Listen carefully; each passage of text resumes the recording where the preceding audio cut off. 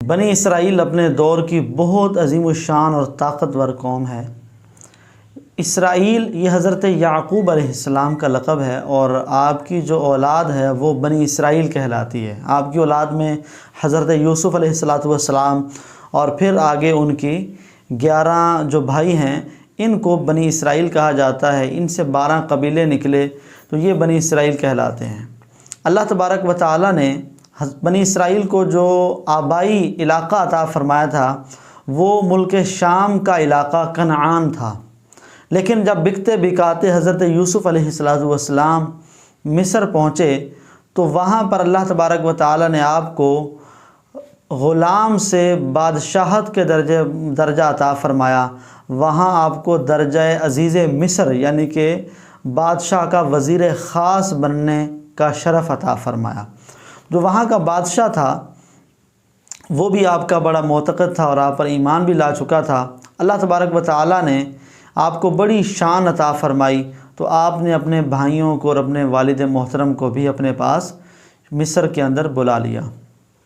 وہاں پر آپ رہنے لگے، کہاں پر ایک غلامی کی زندگی اور کہاں پر اللہ تعالیٰ نے عزیز مصر جیسا بڑا عہدہ آپ کو عطا فرمایا۔ یہ رب کی شان ہے، وَتُعِزُّ مَن تَشَاءُ وَتُذِلُّ مَن تَشَاءُ، اور جسے تو چاہے عزت دے اور جسے چاہے تو ذلیل کر دے۔ اب وقت گزرتا گیا، حضرت یوسف علیہ السلام نے بھی وصال ظاہری فرما لیا۔ وقت گزرتا گیا، ان کے خاندان کی بڑی شان اور بڑی پہنچ ہوتی تھی اس علاقے کے اندر، لیکن بالآخر ایک ظالم بادشاہ مصر پر بنا، اور اس ظالم بادشاہ کا نام تھا ولید بن مصعب، جسے دنیا فرعون کے نام سے جانتی ہے۔ اس نے سرکشی کی، تکبر کیا، مال و دولت کے نشے میں دھت رہا، اور پھر اس نے یہاں تک کہ خدائی کا بھی دعویٰ کر دیا۔ اس وقت اللہ تعالیٰ نے اس کے خلاف اپنے نبی حضرت موسیٰ علیہ السلام کو بھیجا۔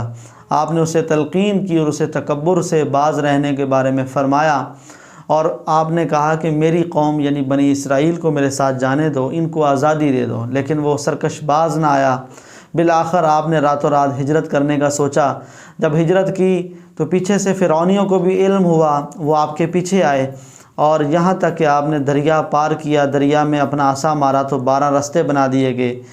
خشک رستوں سے گزر کر بنی اسرائیل دریا پار کر لیا، اور فرعونی جب اس رستے کے اندر داخل ہوئے تو اللہ تعالیٰ نے پانی کو ملا دیا، اور سارے فرعون سمیت پانی میں غرق ہو گئے۔ تو یوں اللہ تعالیٰ نے بنی اسرائیل کو دوبارہ آزادی کی نعمت سے نوازا۔ اسی بات کو اللہ تعالیٰ نے فرمایا وَإِذْ نَجَّيْنَاكُم مِّنْ آلِ فِرْعَوْنَ، اور یاد کرو جب ہم نے تمہیں فرعونیوں سے نجات دی۔ یسومونکم سوء العذاب، جو تمہیں بڑا شدت کے ساتھ بہت برا عذاب دیتے تھے، بڑی تکلیفوں میں مبتلا کیا کرتے تھے، تم سے خدمت گزاری کا کام لیا کرتے تھے۔ یذبحون ابناءکم، وہ تمہارے بیٹوں کو ذبح کر دیتے۔ ویستحیون نساءکم، اور تمہاری عورتوں سے حیا کرتے، انہیں چھوڑ دیتے۔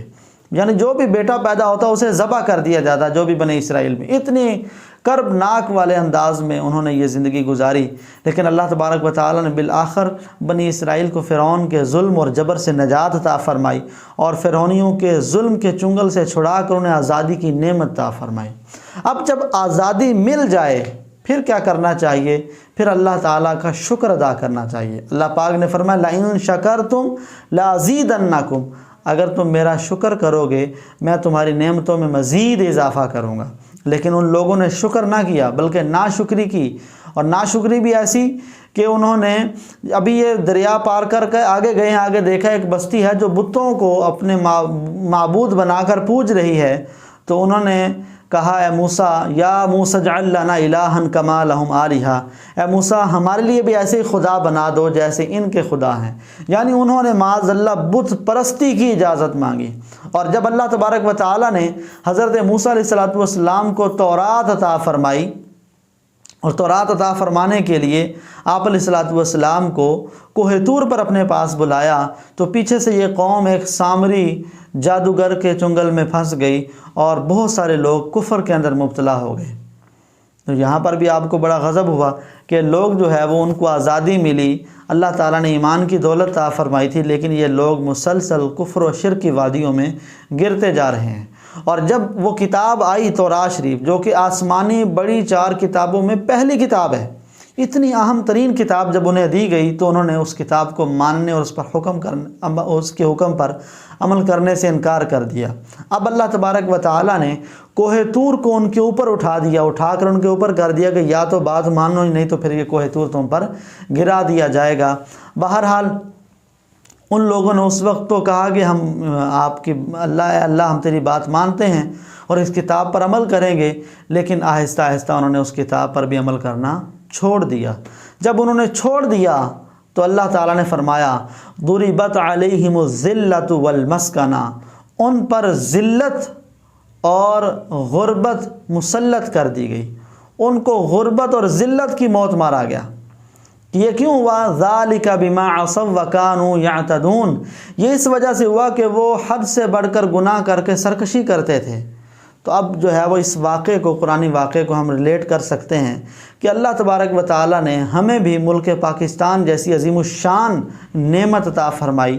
اب اس نعمت کے ملنے پر ہونا یہ چاہیے تھا کہ ہم آزادی کی نعمت ملنے پر اللہ کا شکر ادا کرتے، اور اس آزاد مملکت جس کو ہم نے اسلام کے نام پر آزاد کروایا، اس میں آزاد ہو کر ہم اسلام کا بول بالا کرتے اور دشمنان اسلام کا منہ کالا کرنے کے لیے کوشاں رہتے۔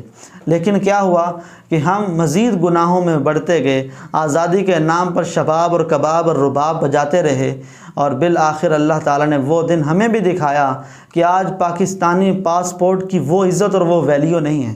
اور آج مسلمان جو پاکستان کے رہنے والے ہیں، بہت سارے ایسے ہیں جو غربت کی وجہ سے اپنے بچوں کو اور خود کو ذبح کر رہے ہیں۔ بہت سارے سفید پوش ایسے ہیں جو باہر کسی کو منہ دکھانے کے قابل نہیں ہیں۔ یہ وہی عذاب ہے جو ناشکری کی وجہ سے، آزادی پر ملنے والی ناشکری کی وجہ سے بنی اسرائیل کو دیا گیا۔ وہ کیا عذاب تھا؟ ضربت علیہم الذلۃ والمسکنہ، کہ ان پر ذلت، رسوائی اور غربت کو مسلط کر دیا گیا۔ ذالک بما عصوا وکانوا یعتدون، یہ اسی وجہ سے تھا کہ وہ گناہ کر کے سرکشی کرتے رہے۔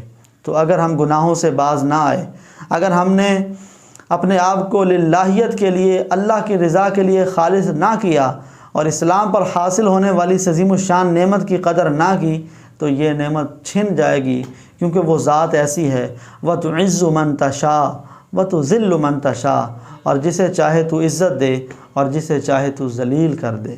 اللہ تعالی ہمیں اس ملک پاکستان کی خدمت کرنے کی کوشش کرنے کے لیے سعادت عطا فرمائے، اور ہمیں نیکیوں والی زندگی گزارنے کی توفیق نصیب فرمائے۔